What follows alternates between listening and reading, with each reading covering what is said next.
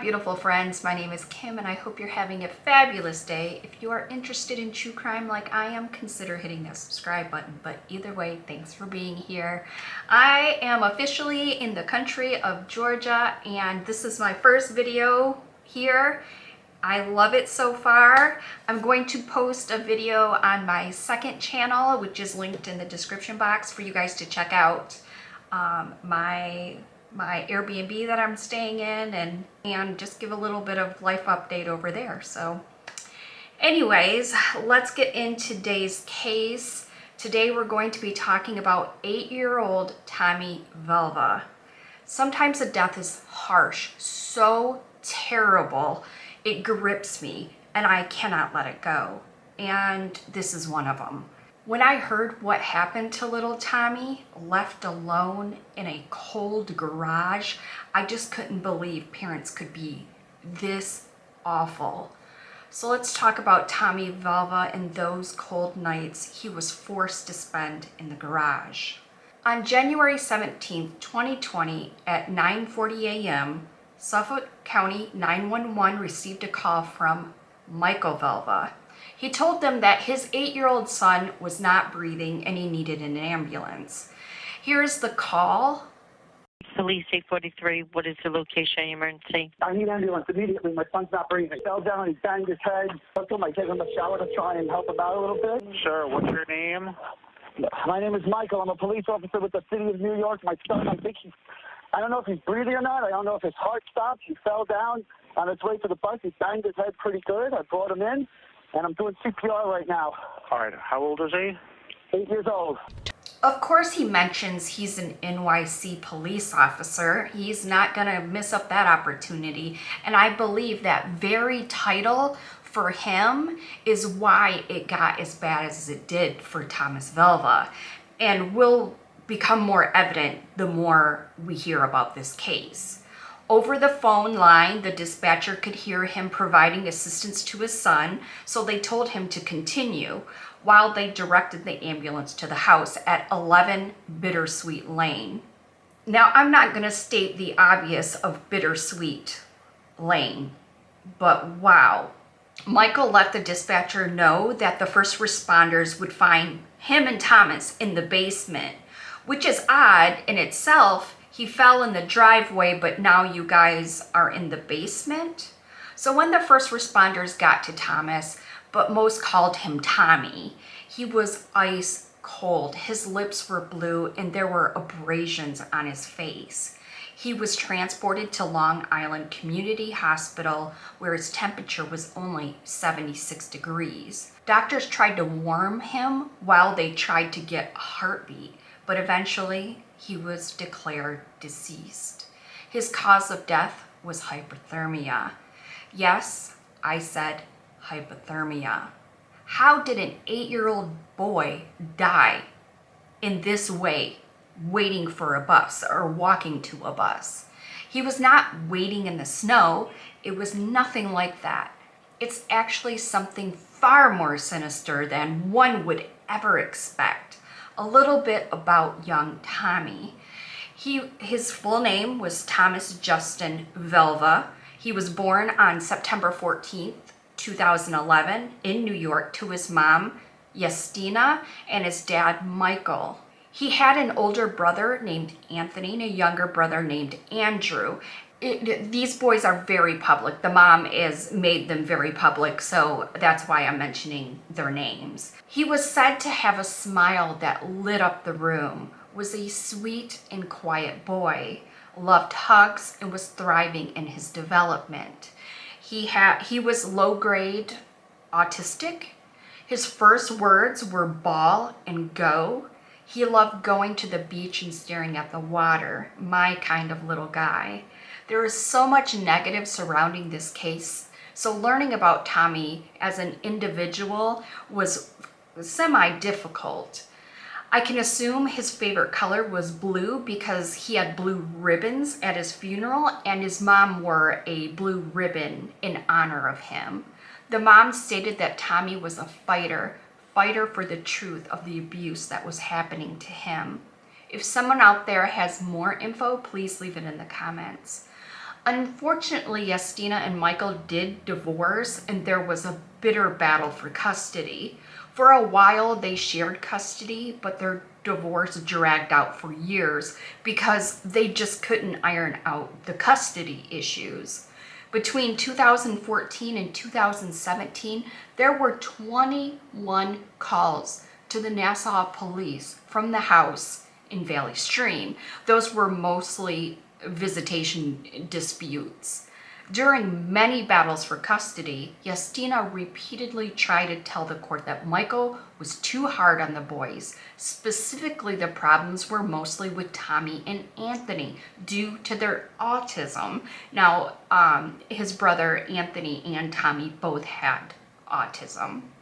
And it was believed because they were autistic, the dad was cruel to them, basically. Here's what Justina, the mom, had to say.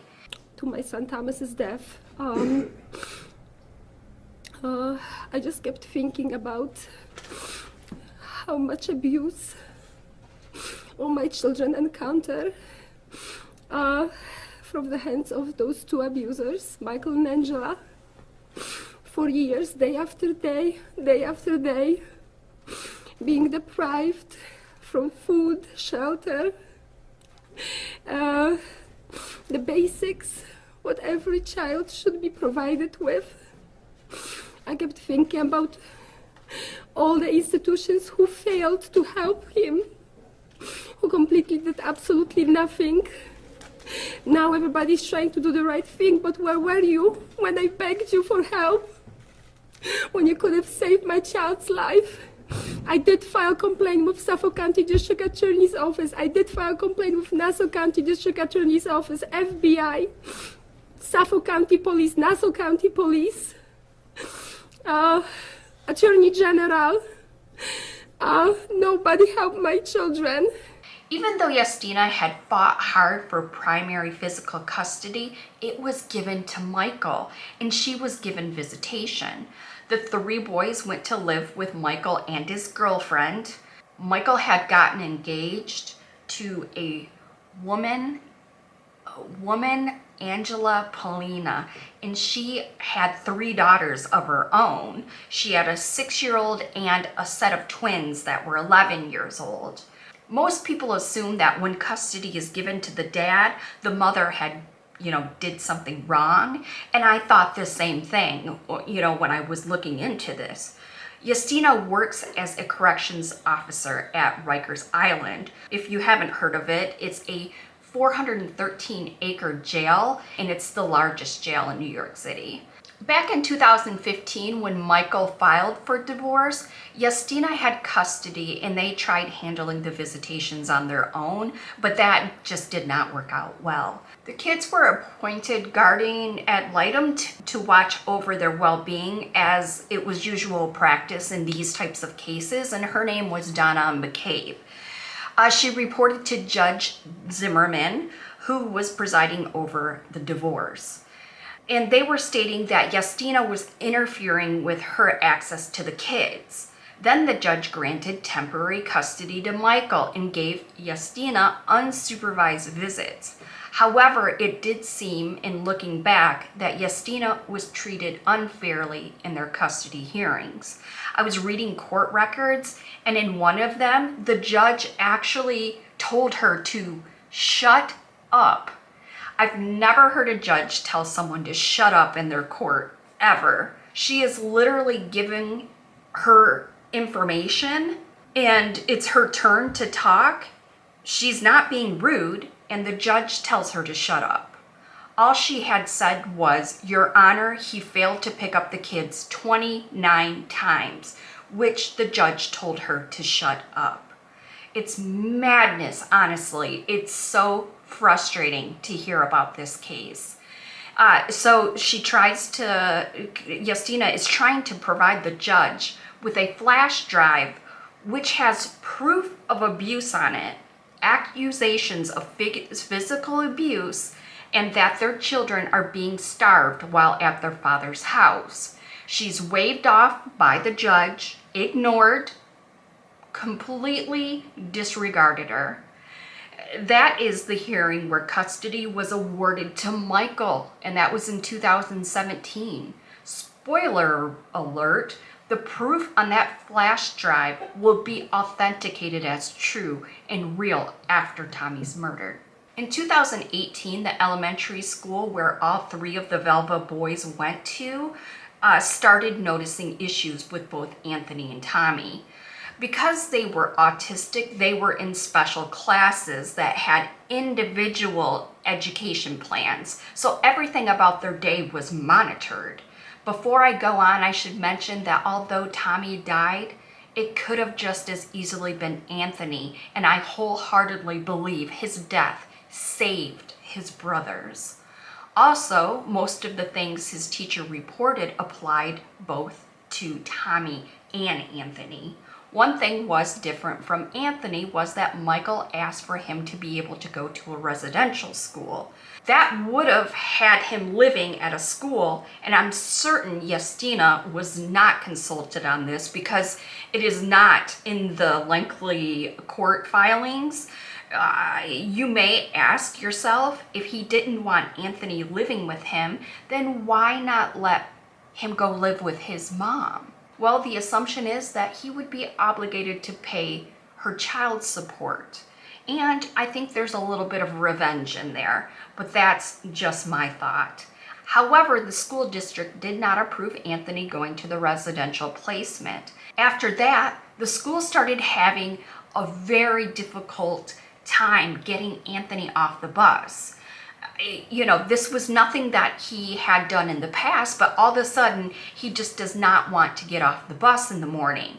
He would basically refuse. His teacher could sometimes coax him off the bus with food because they, as a group, knew how hungry he was. Eventually, he told the teacher that his dad and Angela had told him not to get off the bus. They told him that if he kicked and screamed, they would take him to Chuck E. Cheese as a reward. These are the type of manipulative people we are dealing with here.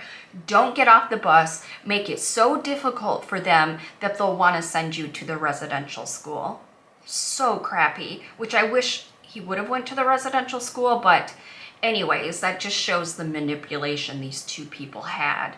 Apparently, Michael thought that if Anthony was a big enough hassle, he could get him into the residential school after all. The irony is, in that residential school, he may have been treated better than they definitely would have fed him. There were many times over 2018 that educators would call the child abuse hotline at CPS to report issues at the Valva home. And I'll repeat that. The school called many of times. Renee Emmon, the school psychologist, called for the first time to report that both Tommy and Anthony were very thin and always hungry, insinuating they are starving. Also, they had started wearing pull-up diapers regardless of their age, which at this point, you know, they were 6 for Tommy and 8 years old for Anthony. So very much out of the diaper age. She said that Tommy had never had any toilet issues, but suddenly he was having accidents in school. And mind you, this is just around the time that Michael got full custody as well. There were times he came to school in urine-soaked pull-ups, and he was not allowed to go to the nurse and change it. To be clear, I mean, he was told by Michael and Angela before he got to school that he could not change, that he needed to wear that pull-up as punishment all day. That became a common theme that the school ran into. When the boys came to school with injuries or issues, they would get upset or refuse to go to the nurse because they were told at home that they absolutely were not allowed to go to the nurse. And this means punishments that are very, very severe and starving. They would withhold food as punishments. Tommy was supposed to wear that wet pull-up all day as a punishment for wetting the bed. So let's just say, hypothetically, he goes to school, he gets changed, and he comes home in a dry diaper. He may not eat that night. So of course, he's going to wear that urine-soaked diaper. so he's fed at nighttime. One teacher called because Tommy and Anthony came in together and had injuries to their face. Tommy had a suspicious bruise to his eye and jaw, and Anthony had a swollen right eye and bruising on the tip of his ear. They originally said they got hurt playing football, but were visibly upset talking about their injuries. Anthony screamed when he suggested he see the nurse. When Michael was contacted, he first said football, then he's changed his story many times. Another time, Tommy came to school with a raised bruised bump on his upper part of his forehead, and when asked, he said his dad threw his backpack at him. At the same time, his hand was hurt and bruised because his dad would squeeze it so hard over a potty accident. Anthony came to school with a swollen, caked, and bloody nose with abrasions on his face. Apparently, there were bruises up on the bridge of his nose, too. So the school called Michael and asked what happened. He said Anthony had a bloody nose in his sleep. When asked about the abrasions and the bruises, he stammered over his words with no answer. They asked both Angela and Michael to give Anthony permission to go to the nurse. Instead, Angela got on the phone with Anthony and told him to go to the bathroom and rinse out his own nose, that he did not need to go see the nurse. Several times the boys came to school in urine-soaked clothes and were not allowed to change out of them, to the point it was going into their shoes, like wet. One thing that was reported over and over was the boys were losing weight. They were very thin. They were so hungry all the time. The teachers and the principal and the psychologist all called the hotline to say that the boys always asked for food and tried to sneak food. They hid food, ate every crumb morsel, even off the floor, into the garbage, other kids' leftovers. They also said that Anthony and Tommy got less food in their lunch boxes than the non-autistic brother, Andrew. So there was 3 boys, and the older brother, Andrew, he had a full box, of lunch, but then the other 2 boys, had a banana and a cracker. It wasn't equal, and they could see that. As much as the school tried to discuss this with Michael and Angela, they were told not to give the boys any extra food. They reported all of this, and it turns out that Andrew's BMI, his body mass index, was a healthy 15, the older non-autistic boy. 15, good, healthy 15. Tommy's was only 1.32, and Anthony's was even worse at 0.57. To be clear, if Tommy was average weight and height, his BMI should be around 15 as well, but it wasn't. That is completely low. That is catastrophic numbers. They were being starved. So you are wondering, if the school called CPS that many times, why do they not remove the boys? Well, that's an amazing question, a great question, a question that I asked myself 1,000 times going over this case. It seems that Yestina was calling them and sending them proof of abuse as well. The school was doing the same. When Yestina found out that CPS was closing the case against Michael, she threatened to file a lawsuit against them. They immediately opened a neglect suit against her. It's true, I saw it. They said she had mental health issues, she had substance abuse issues, and she abused her kids. It got so bad they made her have supervised visits with the boys. In the meantime, they are with Michael and Angela, who are treating them horribly. Yestina submitted a psychological eval from her work and substance abuse screening. She was eventually cleared by a judge, but not before Tommy died. She was still fighting with CPS when Tommy was killed. And there is reports of people, the school, that came out to see both Tommy and Anthony twice a week, And she raved about how involved Yestina was in the boy's life and their teaching. And this is when she was still married to Michael. Yestina was still married to Michael. And he would be upstairs disinterested, and she was involved. And she saw for herself how well he was being taken care of. All this losing weight and bruises and stuff didn't happen until Michael had full custody. The day of Tommy's death, when the officers were in the Valva home, they noticed that the family had a Nest camera system on the interior of the home. If you're not familiar with what that is, it's basically CCTV inside the home. While at the hospital, Detective Flores, who was the lead of the case, asked Michael if they could have access to the camera system. He told Michael that they just wanted to find out what happened to Tommy. Michael gave them permission and said he'd need to get the password from Angela.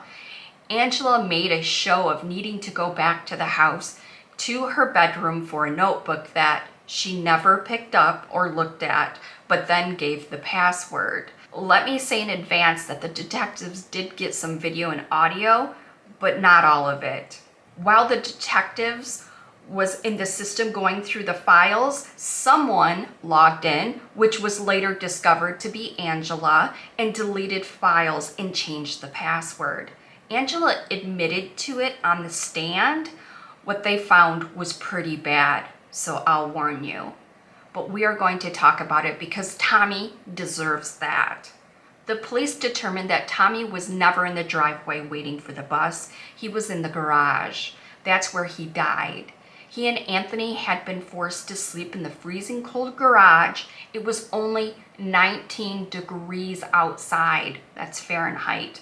They didn't have a mattress, blankets, or pillows, but this was nothing new. The boys had been exiled to the garage for a very long time. During their trials, it came out that Angela texted Michael that the brothers were dirty, stinky, filthy little boys. So she locked them up like caged animals in the garage because she didn't want to stink up her house. She also didn't allow them to use the restroom in the house or bathe inside. Instead, if they had an accident, Michael hosed them down in the backyard, even if it was freezing cold outside. This is New York. It gets cold in the winter. The police were able to hear an audio recording from the morning of Tommy's death. On the audio, there is another child, Angela and Michael, speaking. And the child, which we will assume is Anthony or Andrew, says, "Why can't Thomas walk?" Angela, "Because he's hypothermic. When you're washed with cold water and it's freezing, you get hypothermia." Michael, the dad, says he keeps face planting on the concrete. Angela, "You know why he's falling?" Michael, "Because he's cold. Boo-hoo." This man is the worst. He does not care at all. And then Angela, "What are you doing?" Michael, "I'm suffocating him. That's what I'm doing." Angela, "Get your hands off his mouth. There's people watching." Angela and Michael were all about impressions and what people thought of them. So she didn't care that he was being suffocated. She just cared that the neighbors were watching. These people, I'm telling you, these are the people that are just evil. I mean, there's even Angela called herself evil. She knows she's evil. These people are beyond. It's unimaginable. During the audio, Angela is sitting at the table doing her bills, watching an unclothed Tommy fall and doing nothing to help him. She watches Michael hose him off, then she warns Michael to behave in front of the neighbors. Detective Flores testified that in one of the video clips, an unclothed Tommy could be seen falling repeatedly in the backyard, and Michael could be heard yelling, "You fell on the concrete. Can't send you to school, you idiot." Sorry for the language. He also testified that Valva's neighbors had a Ring camera that caught Tommy unclothed in the backyard, falling many times the morning he died. There was also video recovered from 2 nights before Tommy's death that shows Tommy and Anthony sleeping on the floor of the unheated garage, shivering without any blankets, without any pillows, and without any mattress. The teachers at school also saw evidence of the cold. The boys came to school with bright red hands and cheeks. Many times they had the beginning of frostbite on their little hands when they arrived to school. When they talked about having to stay in the garage, when the boys talked about it, they said they had to stay out there for weeks and weeks, but they weren't supposed to talk about it. The prosecutor said nearly every room in the house had cameras and they were labeled according to the child's name and room. The camera located in the garage was labeled the kid's room, the garage. She actually set her camera to the kid's room being the garage. Tyrene Rodriguez, the housekeeper, and I could be saying her name wrong, testified that the dog Bella slept in the mudroom where she got her cleaning supplies. It was a heated room. She said that the dog was treated better than the boys. Amanda Willman, who had once been a nanny for the kids, testified that they wanted to give the impression to the world that they were one big, happy, blended family, the frickin' Brady Bunch, but they were not. The adults were always screaming. There wasn't a day when somebody wasn't screaming, and the boys would just sit there and take it. She said that the boys were treated significantly worse than the girls. And I heard from the dad of the girls, which was Angela's kids, and they said that she was abusing them back then. So we have many victims in this case. Unfortunately, Tommy died, but Tommy saved all those kids. I'm jumping ahead, but there is 5 other kids in the house besides Tommy, and they were all affected by this case, which is a tragedy in itself. Back in 2017, she went to file a report on the family, but the officer at the local precinct talked her out of it. Why, you ask? Well, let's not forget that under it all, there is a New York police officer. The nanny reports abuse, and they refuse to take the report. What is going on? His very title made it so it got this bad, because people are reporting it left and right. Justina has reports of it, and I seen one person, I don't know if it was a social worker or not, but he described it as they pull up to this beautiful home and it's nice and clean inside and there's a police officer, so the CPS worker immediately assumes that everything is fine. And of course, that is just speculation. It seems that there could be a layer of protection because he was a police officer, which is just pathetic. Because just because you're a police officer does not make you a bad person, but it certainly doesn't make you a good person either. Also, in their trials, some text messages came out. In November 2019, this is 2 years into Michael having custody, Angela texts Michael that the boys, Tommy and Anthony, had soiled their pants again. Michael responded, "I'll beat them up again. Talking don't work. Maybe a bloody face will. He R.E.P. No problem. I'll be kicking his ass again. Tell them I'm gonna kick their ass again like I said I'm going to hit them with a belt."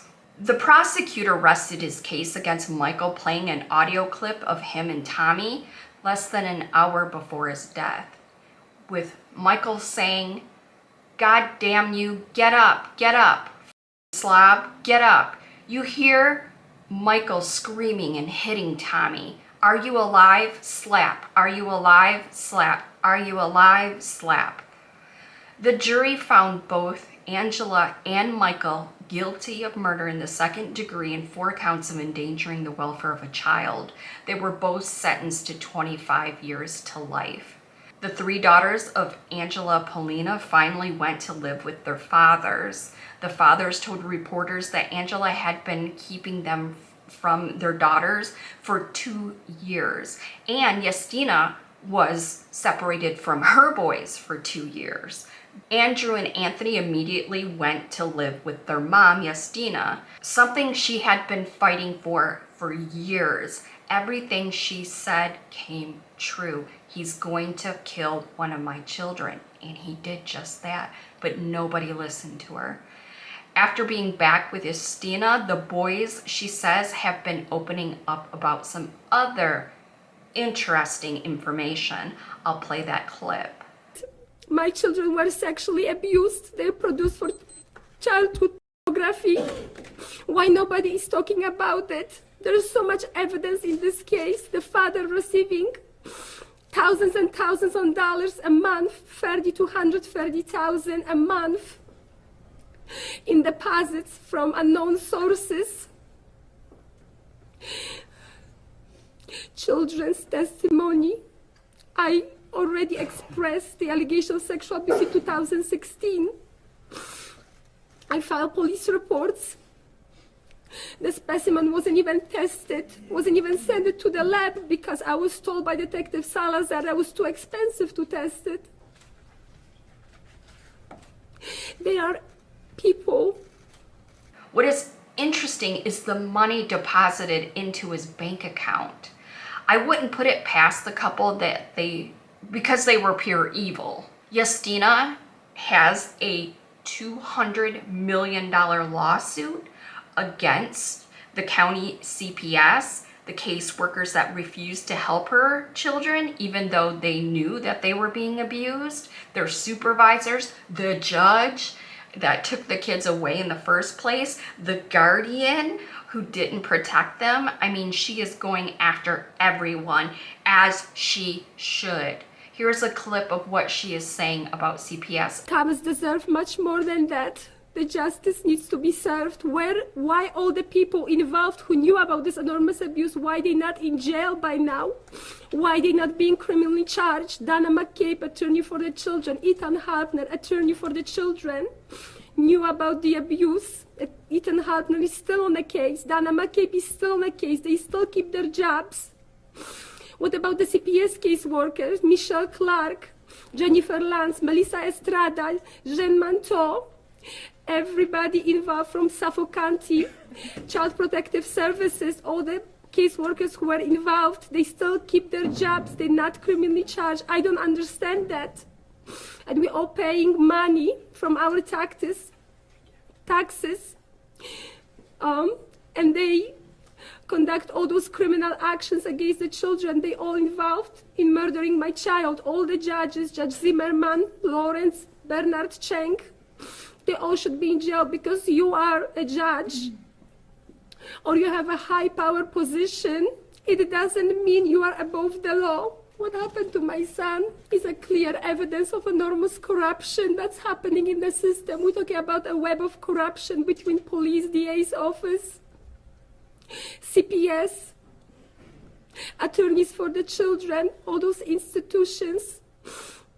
People involved have Thomas's blood on their hands. Usually when someone tries to sue CPS and the caseworkers, the case is dismissed because they have qualified immunity because of their job. But not this time. For the very first time, the judge has ruled that the caseworkers can be held responsible and they can be taken to court. The case against the judge was not dismissed either, so the case is going forward. And I will be watching this very closely. Angela will be spending her time in the same jail as Lacey Spears. Remember that case? I'm sure those two will be sitting at the same lunch table together because they are both evil humans, disgusting humans. Let's leave a blue heart in the comments for little Tommy and the surviving family that loved him so much. I wish Justina much luck with her lawsuit because, as I always say, no change happens unless they're hit financially. There's no other way. These kids are dying left and right. I do not run out of cases to cover, and we still run into this problem. affecting them financially is the only way. I don't know. Maybe I'm wrong, but it just doesn't seem like anything changes and nothing happens. But it sounds like some people are going to be held accountable. And shame on Judge Zimmerman for not taking the time to listen to what she had. I'm sure that they just wrote her off as some hysterical mom who's making things up because she wanted custody, but take the time to seek out the evidence. I don't know. Anyways, I want to hear your guys' thoughts. This case just got under my skin so bad. Thanks to all my channel members and my Patreons that support me. If you would like to become a channel member, you can do so by clicking the join button from your desktop, or there's a video in the description box on how to do it from your phone. Well, if you made it to the end, you are a rock star, and I love you to death. There are more true crime videos in my Crimey Cases playlist for you to check out. Stay safe, my loves, and remember, if you see something, say something. Bye.